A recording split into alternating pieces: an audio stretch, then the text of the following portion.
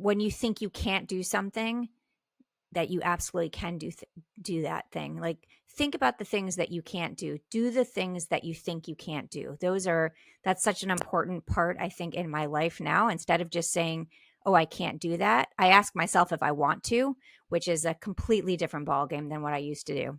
Hello and welcome to the Stroke It podcast. I'm Jenny Townsend, your host. Thank you for joining me. I'm so excited for you to be inspired to live your life fully, to take ownership of your time, your schedule, and your life, but most importantly, learn and grow and develop personally and professionally. Myself and others are going to share life lessons that we've learned through leadership, through heartache, through pain, through struggles, and we'll be sharing some success stories with you as well.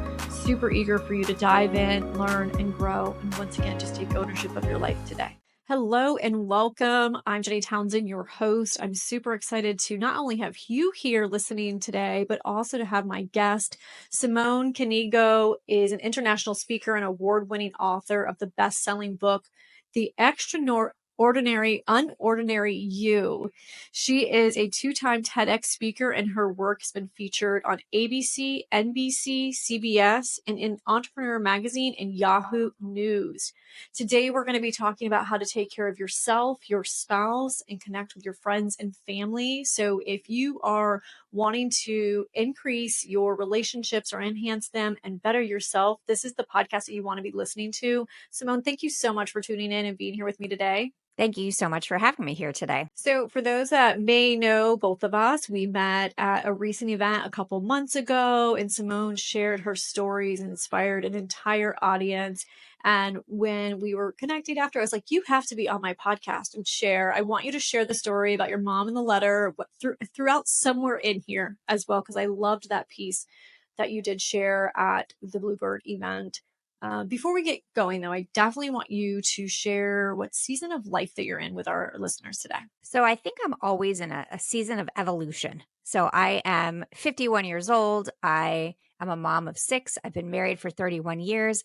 And I decided about 5 years ago that I wanted to write a book and start public speaking. And I'm a big believer that it's okay to change your mind and it's never too late to try new things. I love that philosophy. So many people, you should lean into that. And was there something that happened in your life or something pivotal that you're like, I'm going to go do this? Big turning point for me was I was someone who struggled with self-doubt most of my life, right into my mid 40s. And I did something about 9 years ago that changed my life. And that was I was invited to climb Mount Kilimanjaro. I said yes. And it was the first time that I truly said to myself, I'm going to set the goal, put in the work, and believe in myself. And guess what? It changed my life. It really did. And I'm not saying go out and climb a mountain, but when you put your mind to something and you say all of the positive things to yourself that you can do this, it happens. And that, again, life-changing for me. And when you say life-changing, I feel like that's a big statement, which obviously you're going to share a lot about that today. But what was the most life-changing aspect or way of thinking or way of being that you became after you did that? I didn't worry about what anybody else thought anymore. I really focused on believing in myself. I focused on the confidence from the inside out. It's not what I just look like. That has nothing to do with it. It's about building self-respect, self-acceptance, self-worth, and self-love. All of those parts come together. That's what I believe is confidence. And you have to have all of them to really feel good about yourself. And so when I say life-changing, it was in so many ways. How I go out in the world, how my children go out in the world now. It really has made such an impact on our entire family that we all see the world differently. We definitely do. And is that what inspired your book? So my book, it's part of my book. My book is really all about realizing what you're capable of and recognizing that the little things you do every day matter. So as I mentioned, I have 6 children.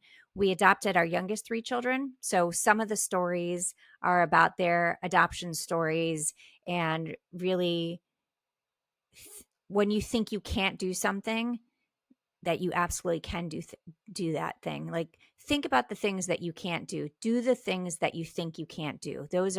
That's such an important part, I think, in my life now. Instead of just saying, oh, I can't do that. I ask myself if I want to, which is a completely different ballgame than what I used to do. For sure. Doing what you want to do, not what other people want you to do. That's a huge game changer as well when it comes to life. Well, thank you for sharing that. I look forward to learning more, and I'm sure our listeners are going to learn more from you as we go through the podcast. I love talking about the importance of the love languages and how we utilize those in our lives, whether it's personally or whether it's professionally. And at one point in time, were you exposed to the love languages by Gary Chapman? A long time ago. Actually want to say my husband probably bought me the book because we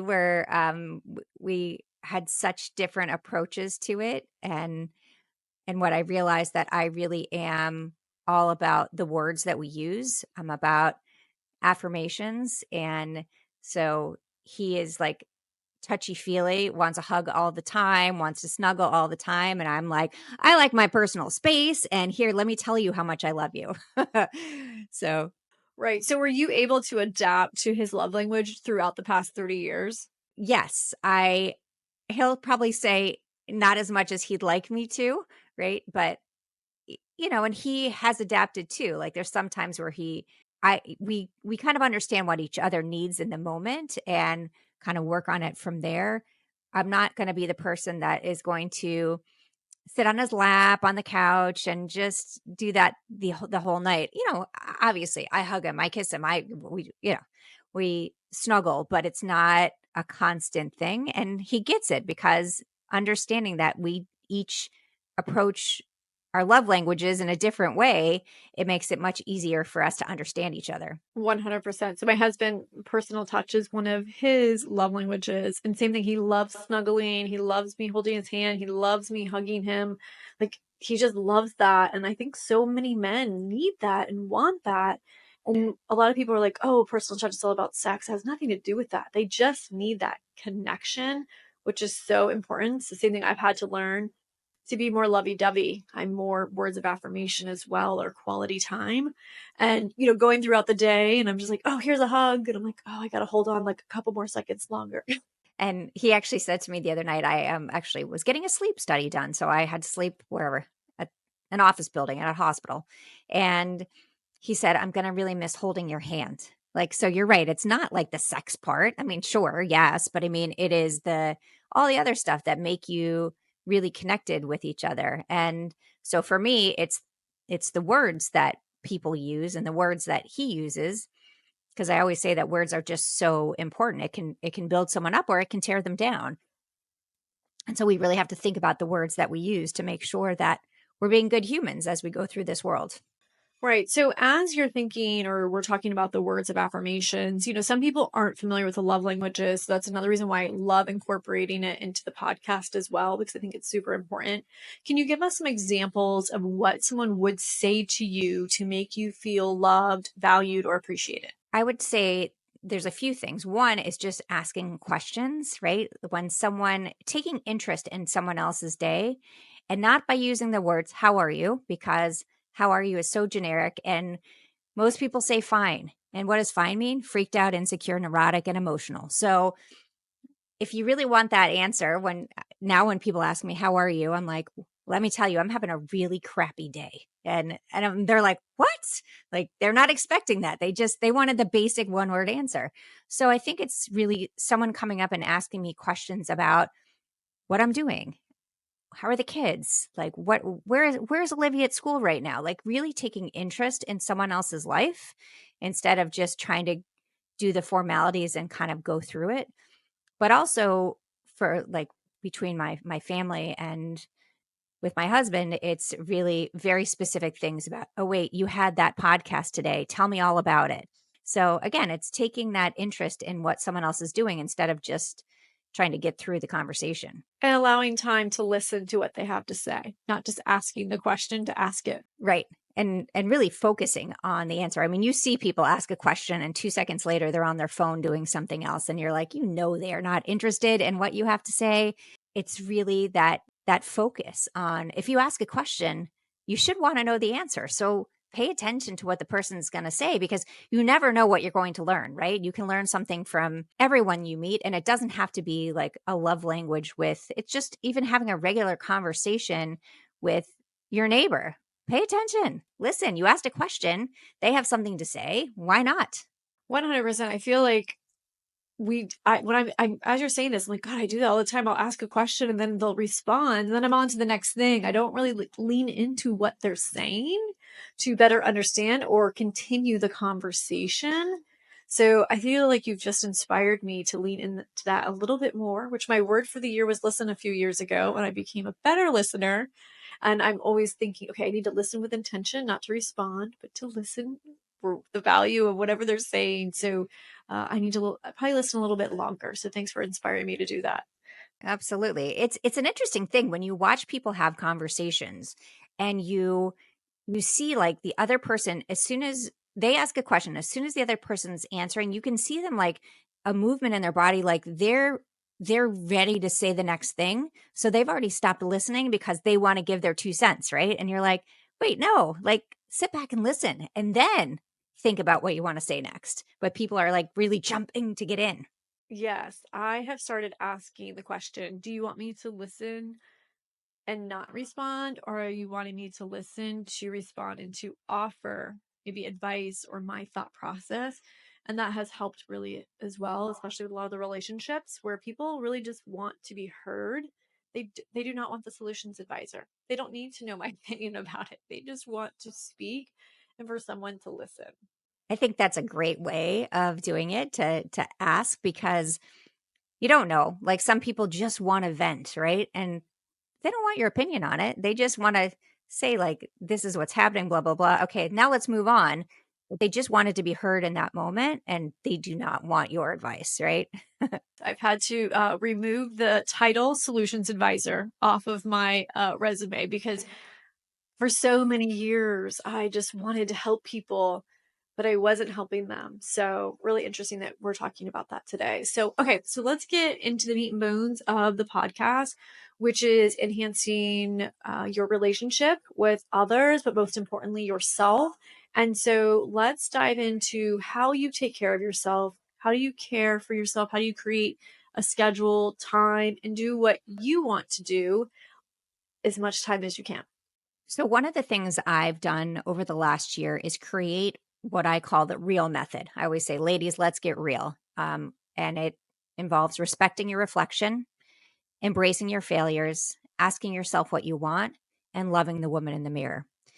I think that there's so many parts of it in terms of a schedule. When I talk about respecting your reflection, it's not just about looking in the mirror and saying like, okay, I look great today. No, it's much deeper than that. It's really about positive affirmations. I do those every morning. I think it's a really important start to my day. If you would have asked me 10 years ago, I would have laughed and said, okay, that doesn't do anything. But I want you to think about it. I want you to think about the fact that we can believe all of the negative stuff about ourselves or about other people, but we struggle to believe the positive things. So when someone says something negative so many times, we believe it. The opposite is true as well. When we say something positive to ourselves over and over again, we start believing it as well. And there is actually a lot of research on it that shows that there's a change in your brain that happens when you do positive affirmations. So for me, that is a huge part of my day.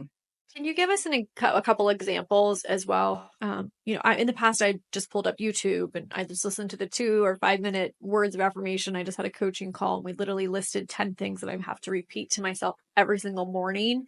For people that are super uncomfortable with that self chatter or even wrapping their heads around this words of affirmations, because most people do laugh about it and think that it's never going to work. So can you walk us through the process, how we start doing it? Yeah, because if you think it's going to make you uncomfortable, it will make you uncomfortable at first.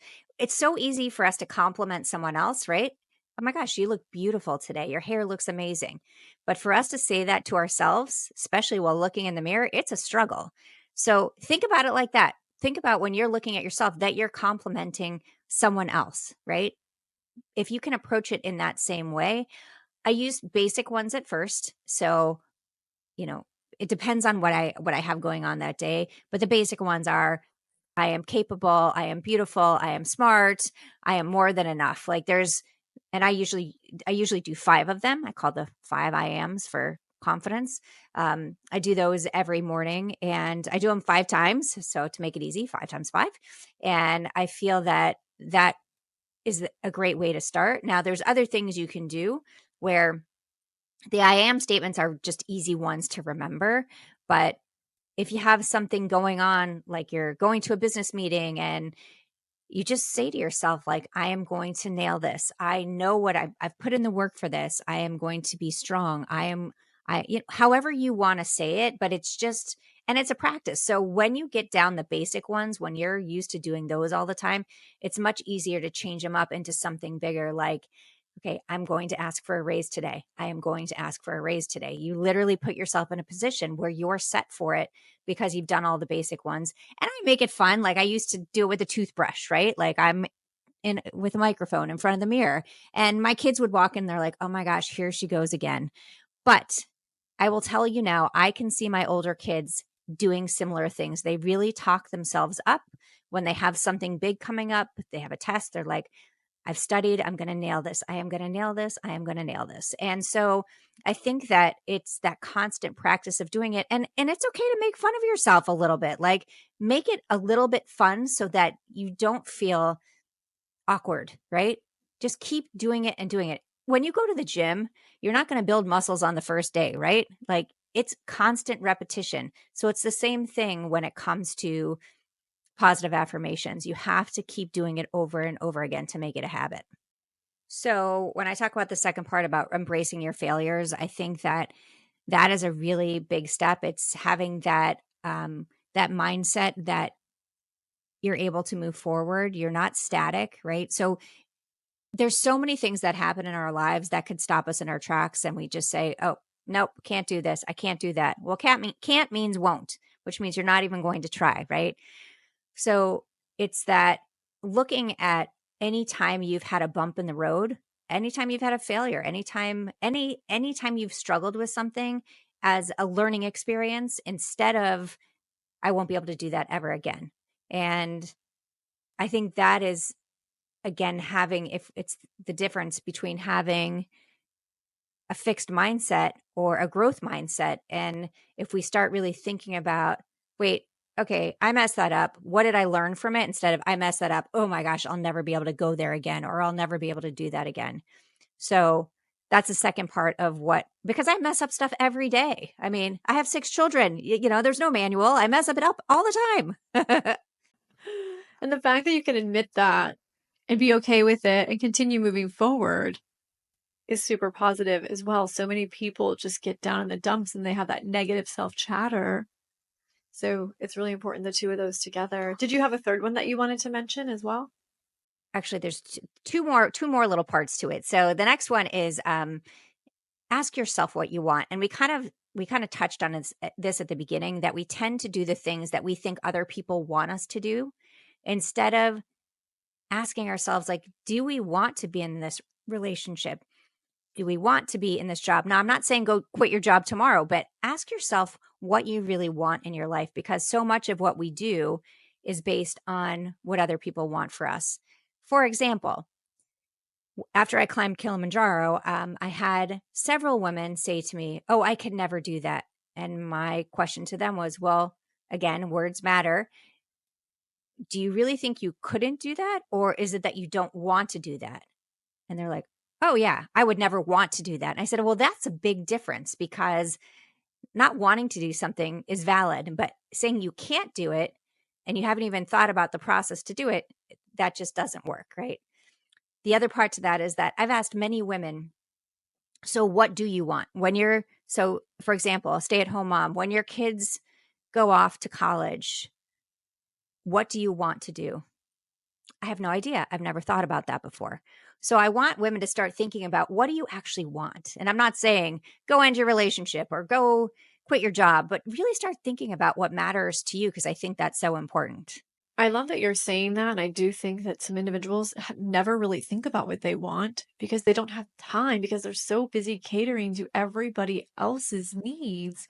And they forget to serve themselves and consider what they want out of life or just what they want to eat, not just eat the leftovers because they were so busy catering to everybody else. So is there anything that you could add to that, of like whether you're talking to the moms or the dads or the CHOs out there? Yeah, self-care isn't selfish. I think that is like a huge piece, is that we have to think of ourselves.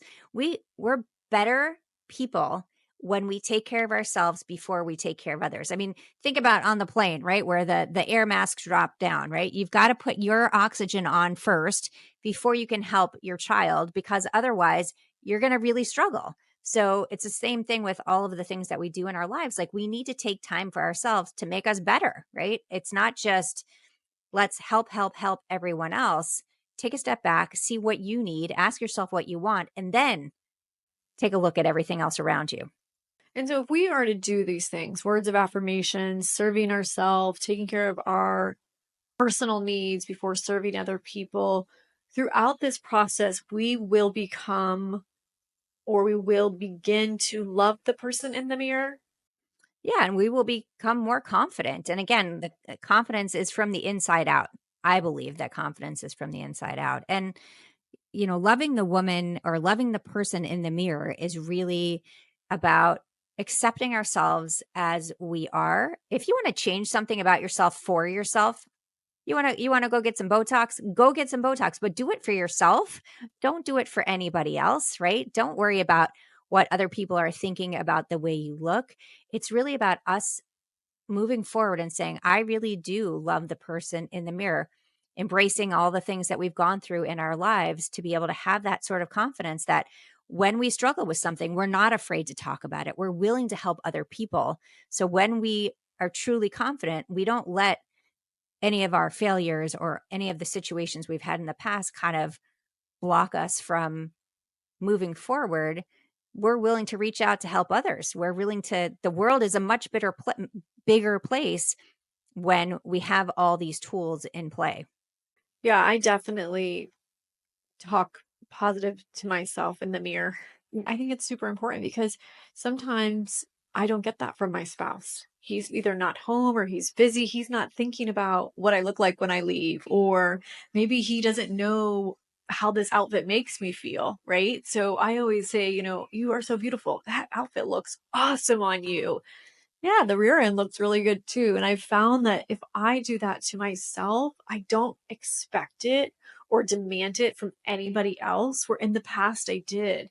And then when no one said anything to me or they didn't notice, I was like, oh, I must not look that good, or I didn't feel valuable, or I didn't feel worthy. And there was all these like negative emotions that I had because people weren't noticing me. And so I had to take ownership of that and start basically saying those things to myself. And it's been a huge game changer. Like, I mean, I love it still when people say it, but I don't need it. It doesn't make me feel, it makes me feel better when people say it, but I don't need it to feel better about myself because I'm already doing it for myself. Does that make sense? Absolutely. And I completely agree. I think so many people rely on the validation from other people so that they feel good about themselves. But when you can self-validate, and then if someone else gives you a compliment, hey, bonus. But I struggled so much when I was younger that people would give me a compliment and I could never say thank you. I would be like, oh, you think my hair looks nice? I think it's frizzy. And or you look great in that shirt. I don't think it's the right color for me. I've learned to say thank you. That's a really big step in just accepting those things. And part of it is because I can look in the mirror now and say to myself, okay, you look great. Go on, rock this day. Go. Yes. And so many times people take the time to give us those compliments. And then when we dismiss them or we don't acknowledge them and how they're taking the time for us to make us feel good or say that really nice thing, they stop doing it. And then we get upset because they're not doing it.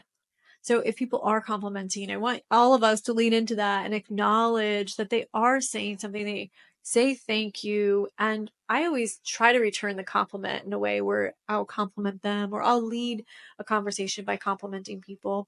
Actually, I was downtown Sarasota. This is several years ago. And this woman walked down the street and she was beautiful. And I did one of those things where I looked her up and I looked her down and then I didn't say anything. And I was like, I hate when women do that, right? You just feel so like you're being judged. So I turned around and I walked back up to her and I said, you are beautiful. You are stunning. And I love that dress on you. And I know I just looked you up and down, but this is what I was thinking. I wanted you to know that. And so oddly enough, we both ended up in the same restaurant having dinner, and she was walking by me and she came to me and she says, thank you. My husband was supposed to be here with me and he decided to tell me he wanted to divorce and wouldn't be joining me on this trip. And you just made me feel so beautiful. And I didn't have that feeling 24 hours ago. So thank you. So you never know the difference that you're going to make by just giving someone a compliment as well, because they may not do it for themselves and they may not have someone else doing it for them either. So give a compliment. Yeah, absolutely. We never know what anybody else is going through. So, and being able to say something positive to someone else and actually meaning it. I'm not just saying going up to a random person and say, you look amazing. And you're not thinking that. Like, be honest, be authentic and really, but say it. And I love that because sometimes even I pay attention a lot. Like when I'm at the pharmacy and people's nails, and I'm like, oh my God, your nails are so beautiful. And it's so funny because the person in front of me might be complaining that they're taking too long. And when I say, your nails look beautiful, and they do, then they're like, oh, like you could see like their whole body change because they're like, this person isn't going to yell at me. They're giving me a compliment. Yay. So always something to remember. Are you looking to enhance your relationship with yourself? If so, get the Stroke It Guide. My book is available on Amazon and on my website. Not only is my book going to help you with your personal journey with yourself, but it's also going to help you with the relationships of other stakeholders in your life. For instance, your spouse or partner, your employer, your employees, your friends, or your family members. And of course, because the title, there is a chapter for your pleasure, which is the last one, in the bedroom. The book offers lots of great tools and resources. There's a lot of great downloads, and it features many of my podcast guests, and they have thousands of downloads and resources that are worth a lot of money. So you're going to want to get my book today. You can buy that on Amazon or on my website, and you can change and take ownership of your life today with one simple click. And you're inspiring them to continue that kindness or carry on that compliment to somebody else and by uplifting their mood.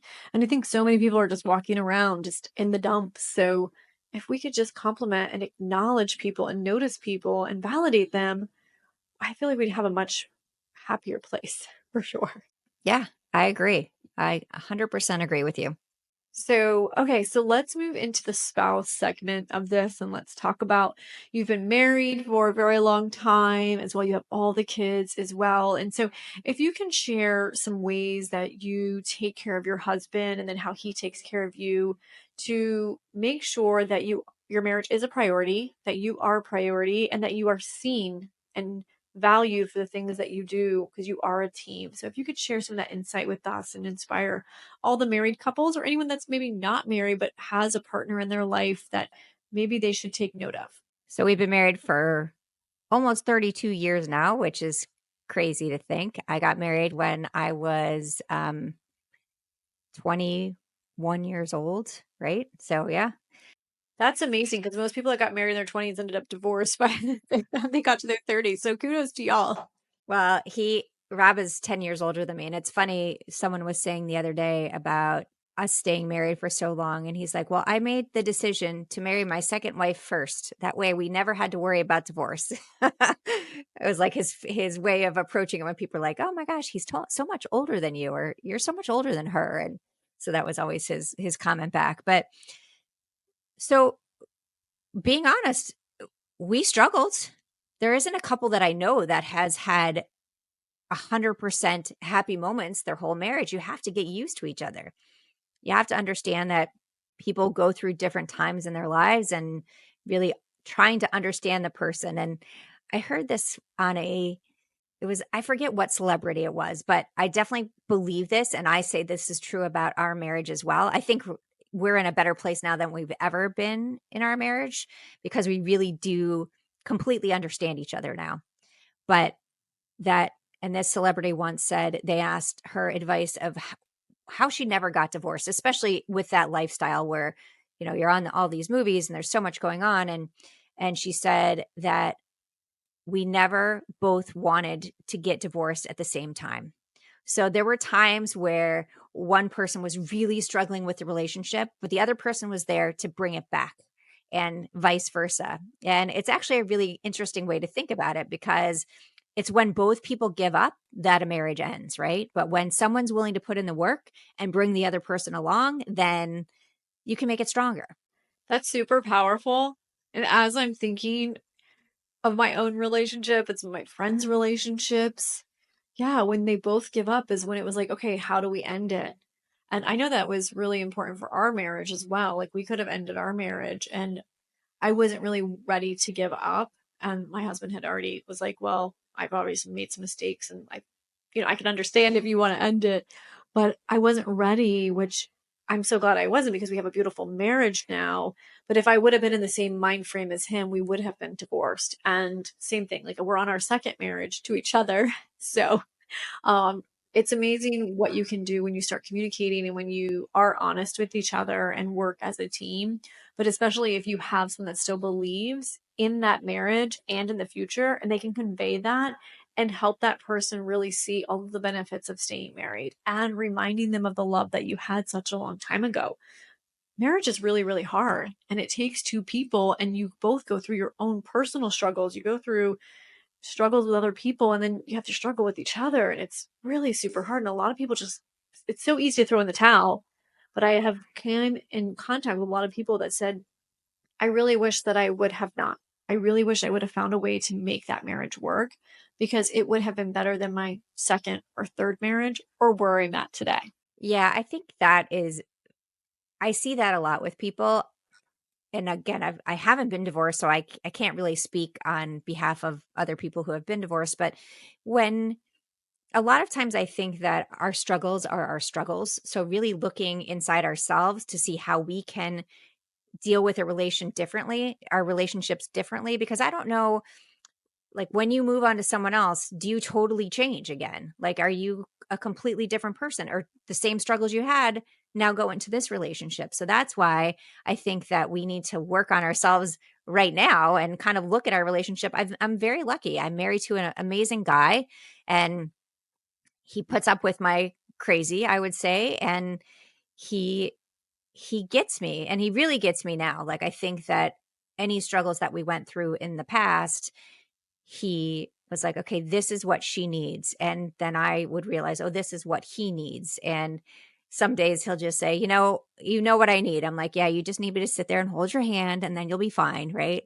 And, and of course I'm very different, where I'm like, you know what I need. And he's like, what can I tell you about today? I was like, just ask me about my day and like pay attention. So So when you're saying about the communication, I feel like so many of us struggle with communicating. Either it's the right time, the right tone. Just like, for instance, this morning, my husband and I, we kind of got into it like 2 or 3 days ago, and we just have not had time to actually talk about it because we both, well, mainly I've been super, super busy. So at 8:50 this morning, he's like, are you happy? Is something wrong? Man, he's about to get on a Zoom at 9 a.m. And I was like, no, everything's fine. And he's like, well, I just feel disconnected. And I was like, well, do you want to talk about it? No, I have to get on a Zoom. I'm like, well, now is not the right time to talk about it anyways, right? So can you talk to us about the communication and the timing? And it seems like that's been successful in your marriage. So help us with that.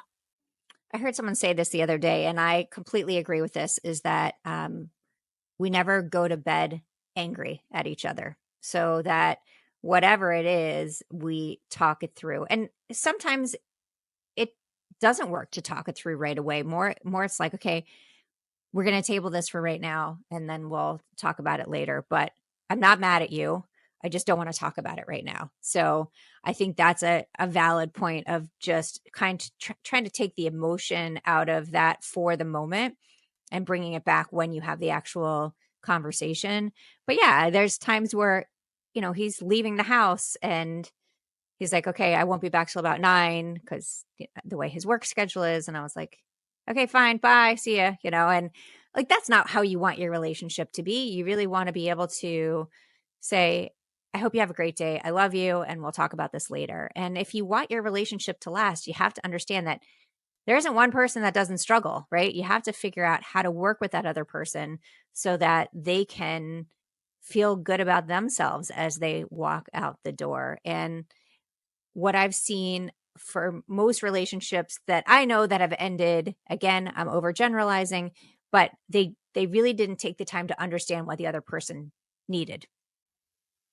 Understanding what the other person needed is part of it too, and then taking ownership of how they're showing up. We're really, really judgmental about our spouse or what they're not doing or what they are doing. But we never, I'm not gonna say never, but I know that for me, the reason we were able to get to where we are today is I took a lot of ownership of who I was.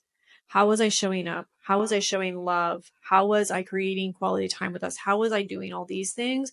If I would have just went into blame mode, then we would have never came up with a solution. So I really feel like it's really important that, depending on the situation that you're in, is really looking within too and asking yourself, how are you showing up and how are you giving and how are you loving this person? Because sometimes we're not really doing as good of a job as we think we are. And sometimes we are too afraid to ask, or the other person has already given up, so they don't even care to tell us anymore. It's so interesting that you say that, because I do think, like, sometimes you're like, "Ugh," like, I don't even know where to start, right? Like, we've let this go for so long that how do I even bring up the conversation? But I think the point is you have to bring up the conversation. If it's something that bothers you, you have to talk about it, but you don't do it like 10 minutes before you have to do a call. You really sit down and find the time to be able to do it. I think another thing to think about is, and for me, as a parent, it was a struggle, because you do tend to put your children's needs first because they have the most immediate needs, right? They can't tie their shoes. You got to get them to school. All of these things you have to do, and then you realize that you've totally let your relationship with your spouse kind of go off to the side because you're so hyper focused on just getting through your day.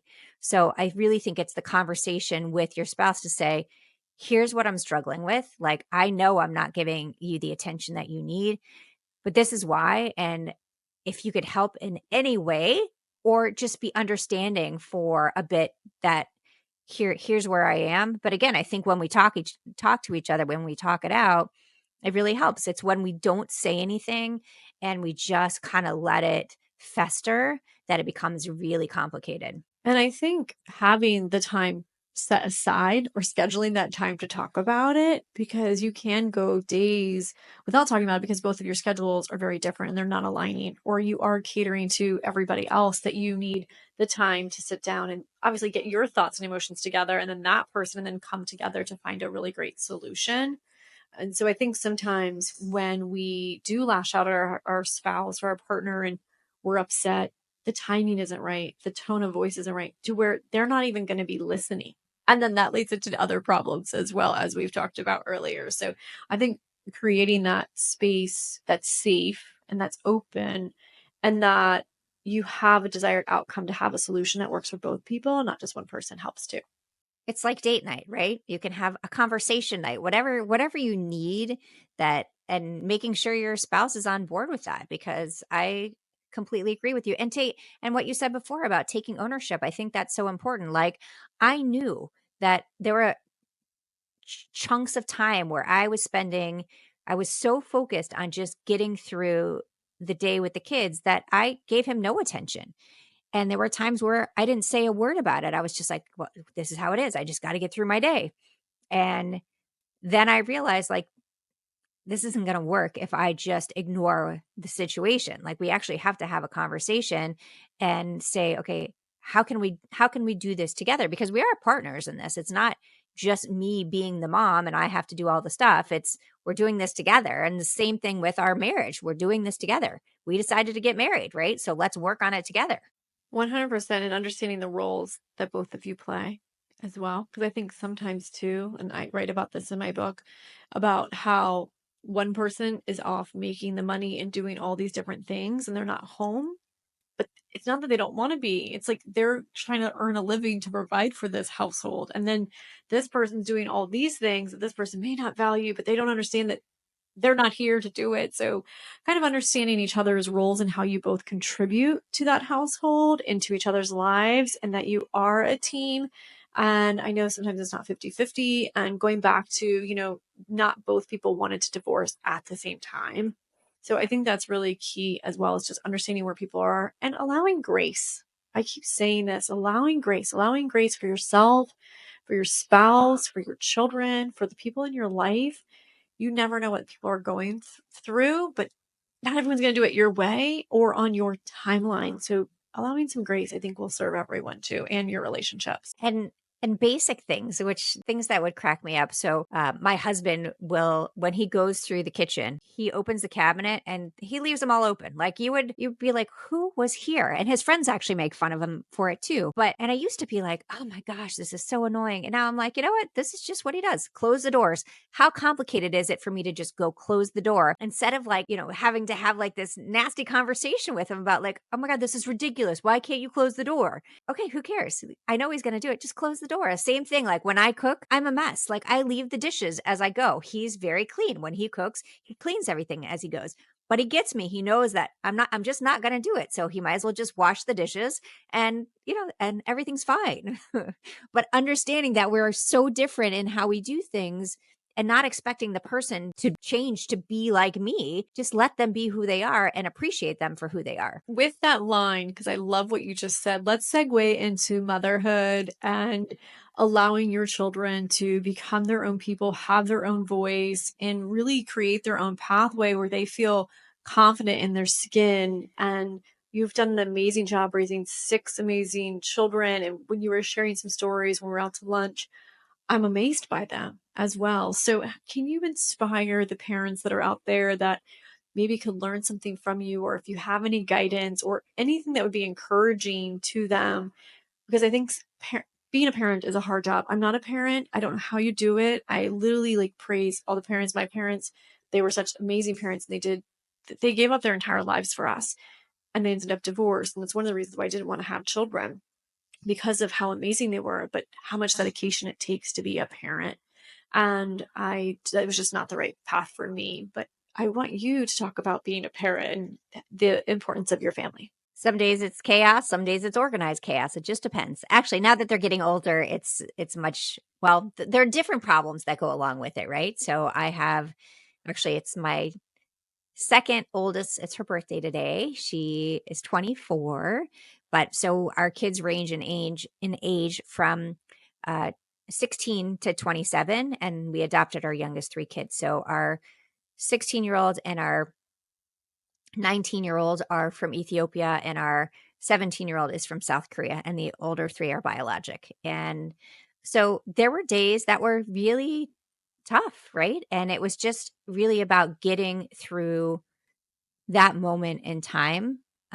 It's my advice is that a lot of it gets so much easier. And for me, it was really just about raising good humans and making sure that they have not the same values, but similar values in terms of how we treat other people, kindness, respect, and really respecting yourself. And so all the mistakes that I have made in my life, I have made sure to be very vocal about them to my kids so that they understand that nobody is perfect, and like you're going to mess up and it's going to be okay. And I think the more open and honest we are about sharing our struggles, especially with our kids, they can look at other people and see what they're going through, and that maybe they don't have that same support from their parents, that it makes them realize, hey, if there's something going on, I'm definitely calling my mom or my dad. I'm not just going to hold it in, or I'm definitely willing to talk about it. And that has served your family well. And I think one of your kids was helping someone else, or I remember you telling me a story of something where some kid didn't have the same support at home, and they were bringing that home, and your child came to you and was talking about how they felt sorry for them and they didn't have that same support that they have, or something along those lines, right? Yeah. So I think I was talking about that. One of my daughters, when she was in 5th grade, was getting really bullied by a couple of the girls at the school. And I said to her, of course, she was taking very, very personal, and didn't want to go to school. And I said, I want you to really think about it, because typically when people behave like this, it's because they have something negative happening in their lives. And so she's like, what do you mean? I was like, well, usually people just don't randomly say horrible things to someone else, right? They heard it somewhere else, or they feel really bad about themselves. So they're pushing it off on you. Or pushing it off on someone else. And sure enough, so I said to her, like, you got to let it go. You have a great group of friends. Don't worry about what these girls are saying. And I want you to even think about it from the standpoint of, like, maybe feel bad that she has something going on in her life that is making her feel like she has to behave like this. And sure enough, she found out that the girl's parents were in the middle of a messy divorce, and she felt like she had no one that she could talk to. And so I think it's so important. Again, we've said it multiple times on this show that you never know what someone else is going through. I'm not saying this person needs to be your best friend, but I would say that you have to understand that it's okay to just be okay with a messy situation.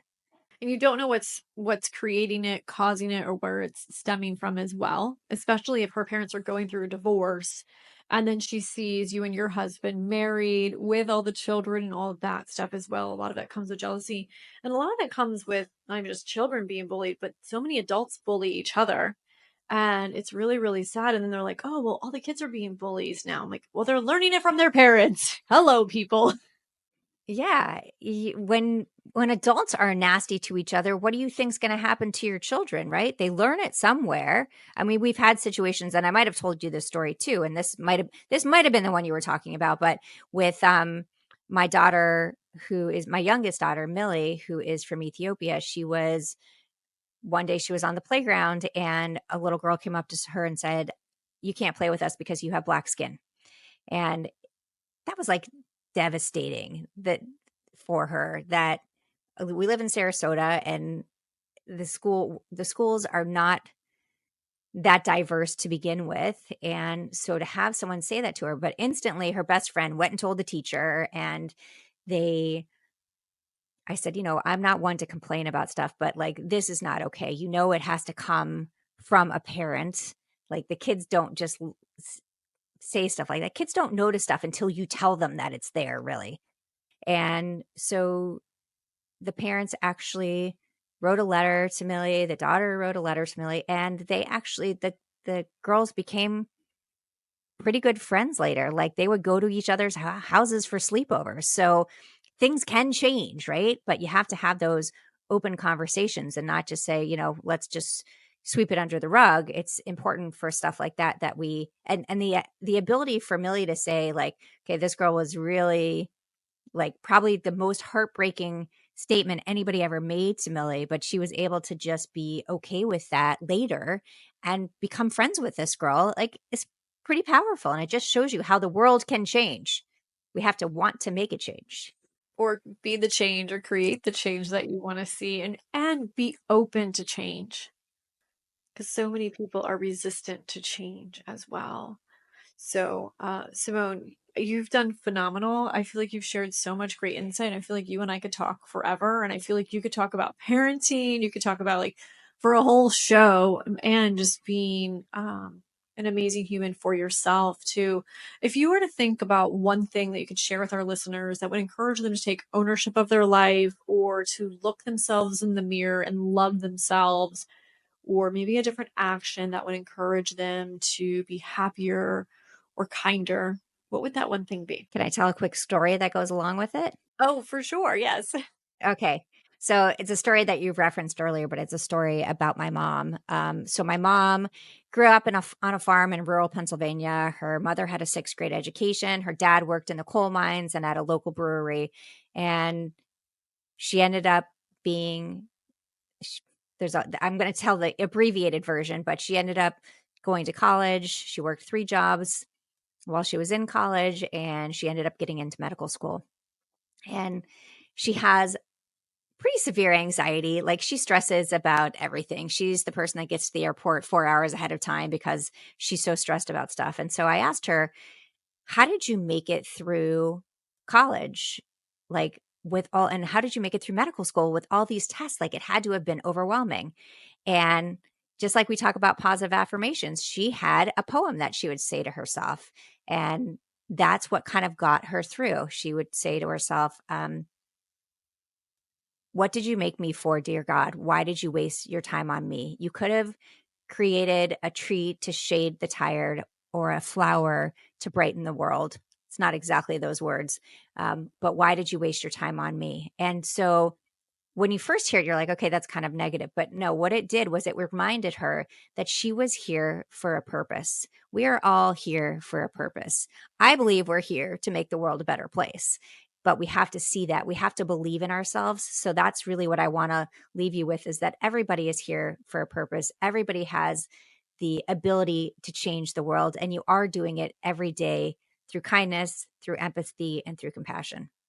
So beautifully said. Thank you for sharing that story. I remember that stuck out to me when you were speaking, and you do a lot of speaking as well, a lot of stages. I'm so proud of you, and thanks for being with us.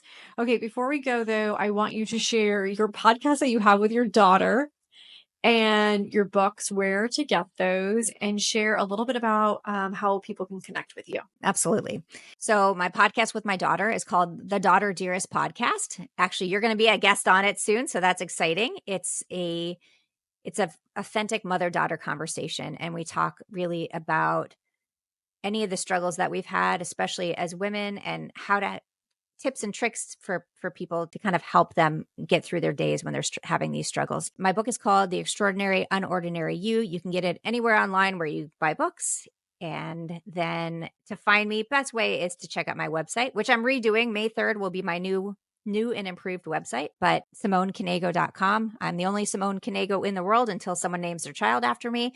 But yeah, that's how you find me. Awesome. And you also have some social media channels as well. I think I was following your podcast on Facebook, or maybe it was you personally, and that's how I was able to tune in the other day. Yes. If you just search my name, Instagram is Simone Knego, LinkedIn is Simone Knego, and then Facebook is at Speaker Simone Knego. Awesome. Well, thanks so much for being with me. I really appreciate all of your time and all of the great wisdom that you've had to share. For anybody that's tuning in, I always want to encourage you to think of 5 people that could benefit from today's podcast.